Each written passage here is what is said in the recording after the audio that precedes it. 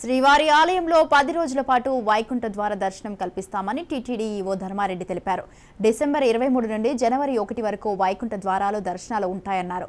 300 రూపాయలకు ప్రత్యేక ప్రవేశ దర్శనం టికెట్లు, శ్రీవాణి ట్రస్ట్ దాతలకు 20,000 టికెట్లు ఇస్తామన్నారు. ఈ నెల 10 నుంచి ఆన్లైన్లో టికెట్లు అందుబాటులో ఉంటాయన్నారు. 25,000 టోకన్స్ 10 రోజులకు కలిపి రిలీజ్ చేస్తూ ఉన్నాం.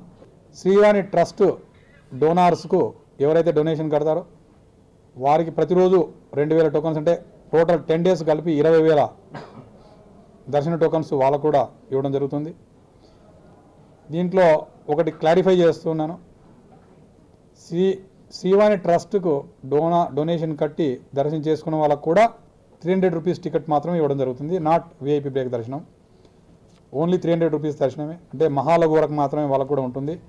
ఆ దర్శనం జనరేట్ అయ్యేటువంటి స్లిప్లో రిసీట్లో క్లియర్గా రాసి ఉంటుంది. ₹300 దర్శనం, ఎస్సీడీ దర్శనం మాత్రమే. అది కూడా మహాలఘు వరకే దర్శనం ఉంటుంది.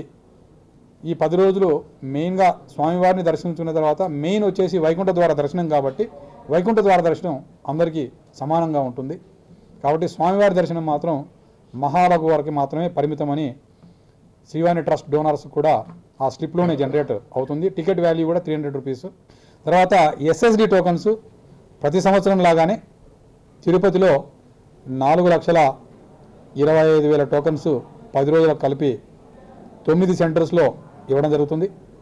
9 సెంటర్లో కూడా దాదాపు 100 కౌంటర్లు ఏర్పాటు చేసి 22వ తేదీ మార్నింగ్ స్టార్ట్ చేసి 10 డేస్ కంటిన్యూస్గా ఇవ్వటం జరుగుతుంది. తర్వాత డేట్ అండ్ టయాన్ని బట్టి ఓన్లీ 24 అవర్స్ ముందే స్వామివారి దర్శనానికి భక్తులు రావాలని చెప్పేసి విజ్ఞప్తి చేస్తున్నాం. నెక్స్ట్ బోర్డులో కూడా